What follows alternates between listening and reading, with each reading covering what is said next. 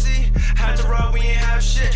Young niggas on flatlands, dipping dodging through traffic. School out in the evening, 6 o'clock we have. Hi, Trophy. Welcome to Boss Talks. Hi. Okay, hi everyone. I'm here with Trophy, A&R, and manager. So, Trophy, why don't you tell us a little bit about yourself and what you do? Okay, so I am a A&R at Cinematic Music Group, and I also manage artists on the side. I currently manage Jeezy Mula. He's currently incarcerated, but he's still putting out music and very much shaking stuff up. So I'm still working with him. But on a day-to-day, I'm pretty much the connection between the label and the artist for Cinematic. I'm constantly in the studio picking out beats and getting negotiations done for artists and producers, side artist agreements, getting features, clearing samples. Like that is basically like my job description. Yeah, wow, that's a lot. That's awesome, Trophy. What have been some projects that you've worked on that you're really proud of? I worked with La Soulja on all his stuff. Since he's been signed, I've been working with him. He had a very viral record called What Happened. Who else? I worked with Baby Joe as well. That was really fun. Worked with a lot of artists working with him. Birdman, Glock 9. What else? You do a lot. Yeah, well, right now, like more recently, I signed a 14-year-old kid from St. Louis, Missouri, and I'm really, really proud of that. He was homeless when we found him. He had just lost his dad, and it was just something that I really, really wanted to do, and I just really, I loved the story, and I loved him, and his songs were incredible, and I had to lock that in. Believed in him right away. That's awesome, Trophy. How did you get where you are now as an A&R manager? A lot of footwork and just talking to people and then finding people that you like that just naturally believe in you. I would say if I go back as far as I can, let's see. I had my own website in college. But I also decided to intern for Inflex We Trust at Hot 97. Using the connections that I built, going to concerts and covering stories and whatnot, I was able to, create like a close niche, I guess, a group of people that gravitated to me and loved my content, and I just had like a great like kind of like support system, I would say. Yeah. So when I started talking about New York artists and I started voicing my opinion, making playlists and telling people who I liked and stuff like that, people thought that I was like a natural born like A&R. They thought I had a good ear, and those people that I was very close to in the industry, like I had a friend at XXL. She recommended me to do an A&R internship at 300 Entertainment. So I had a mentor at 300. I had two mentors who are now currently at Def Jam and Sony, Ash and Tab. And they took me under the wing and they taught me, all the techniques and every nook and cranny that they could possibly give me, they gave it to me. And with that, I was able to go to Cinematic and land a full-time position. Wow, that's amazing, Trophy. What a journey. And how did you get into the management side too? Okay, the management part was kind of when I was back in college. I actually went back to college because management was challenging to me. Oh. Felt like I didn't have the resources that I needed to be a manager. So I was like, you know what? I'm gonna use school to go A&R internship or whatever the case may be, create and build relationships, and then maybe I can be a good manager. So everything kind of just became cohesive and everything came together. Right. And so, with all that coming up, being an A&R and a manager, what are some of the challenges that you've faced in your career? Challenges. I would say getting people to believe in what I'm saying, maybe. I was very like early on, like with the drill movement, and you see like, you know, like Pop Smoke and 5-Year Form became like prominent names in that lane. Like I foreseen that maybe since 2017, 16. Like anybody could tell you that. Like I was very much on the forefront throwing shows in Brooklyn. Like I had all the drill artists. I probably gave Chef G his first performance in Brooklyn. Really? When was that? That had to be maybe 2017. Wow. Okay, so you have been in it for a minute, huh? Right. So I mean, you know, back then maybe they didn't understand it or whatever the case may be. It's been tough getting people to just, you know, just believe in what I think is gonna be, you know, the next. You know, there's been a lot of artists that I believed in that, you know, they didn't understand or that. Yeah, that's my biggest thing, honestly. Right, definitely. And how have you been convincing people to understand where you're coming from and get on board with things that you've been pitching? Well, I learned that, you know, all you have to do is just be right once. So, you know, being that it has been a while and a lot of the things that I was trying to pitch back then have actually worked, it's like, okay, well, we know you know what you're talking about now. So you just keep in mind that all you have to do is just be right once. And then people will believe you.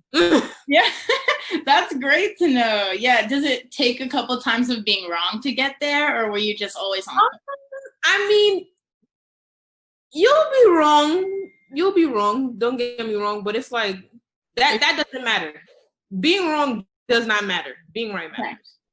Oh, that's a good one. People be like they will gloss over how many times you've been wrong if you are right once. Trust me. Okay, that's really good knowledge. And how did you is getting into the drill scene early? Is that kind of how you started managing Jeezy Mula?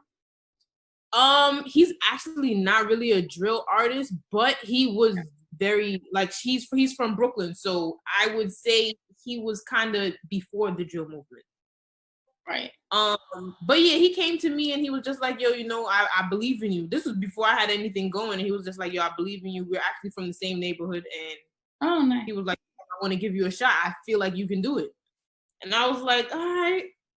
I went to school. I built my connections, and the rest is history. Wow. So you've been managing him for a while then, huh? Right. Probably since 2016. Wow.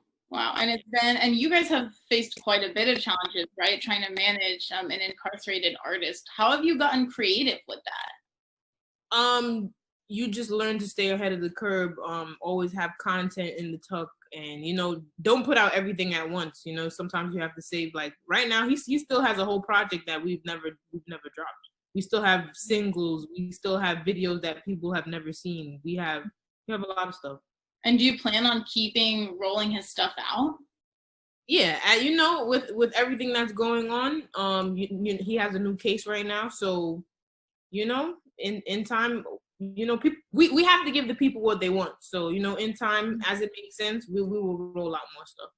Right. Well, that's great. That's a good balance to strike, right? Knowing when you should be putting stuff out, when to hold off. Cool, Trophy. Right. So what are some of the core differences between your job as an A&R and your job as a manager that you think people might get confused? Well, I guess the biggest difference is that with being an A&R, I have a whole label to support me. Mm-hmm. So I got the marketing department, promo department, press, the digital team. As a manager, I don't have any of that stuff because we're working amongst ourselves. Mm-hmm. Not until I get the artist signed to a label that I have all those resources at a label. So that'll be the main difference. Right. It's almost the same thing. Almost. With A&R, you are managing the music, but you kind of become the manager because you have to be on top of everything. You figure out what the focus track is. You figure out what can I do with the digital team to make this go? It's like you kind of bounce around everywhere. So, you know, A&R becomes management just as well. Right. And Trophy, what do you think are some personality traits or, work-wise traits that you have that you think help you as an A&R and a manager? Organization, definitely. I'm a neat freak, and I like 10 minutes before this started. Oh, my Alexa went off. 10 minutes. Oh, 10 minutes boss talks with Trophy, and You're right on time.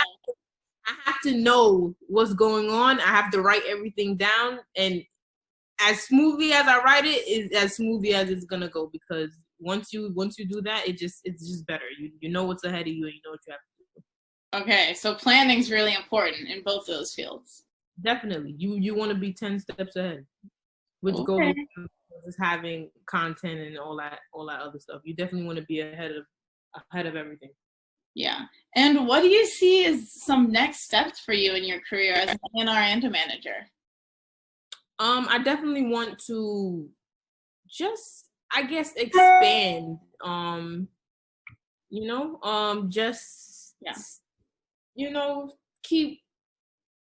Keep going. Get a bigger position somewhere. Eventually I would like to go to the major labels. I'm still at a independent label. Right. So, eventually. Yeah, that's great, Trophy. You got it. You got it coming for sure. Whatever you want. That's dope, Trophy. What advice do you have for anyone who wants to get into A&R and management? Use whatever leverage you have to just get in the game. Like, don't think that somebody's gonna give you anything. Mm-hmm. Whatever you have, use it. Whether it's, I'm in school, so I can use school to get into the label that's leverage. You might not be looking at it as leverage, but you have it. But any other advice? Yeah, anything you got for us? I don't know. I usually just go with the just intern. I interned for a year, and everything just kind of started falling into place for me. So I'm heavy on the internship. Right, heavy on the internship, and then you also built really strong mentors when you were an intern. How did you go about navigating those relationships and landing these big mentorships? They assign you a mentor, but it's up to you to utilize that relationship and make sure that you get the most out of it. So I was almost annoying. Like, every morning I'm like, yeah, so what do you want me to do? Next morning, what do you want me to do? Next morning. Like, as long as you stay in their face and they see that you're trying, they'll be like, okay, well, this girl really, she wants to be in. You have to look like you want to implement this into your everyday lifestyle. Right. If you're not, you don't really want to do this. This is just like something that you're doing for fun. So it's like, you just gotta treat this as life. You gotta live and wanna eat and breathe this shit. So, once they see that in you and that hunger, it's over. So, Yeah, exactly. Definitely get that opportunity. Absolutely. Well, thank you so much, Trophy, for being here with us today. No problem. Thanks for coming back. Yeah, it's been great. Thank you, and bye, everyone.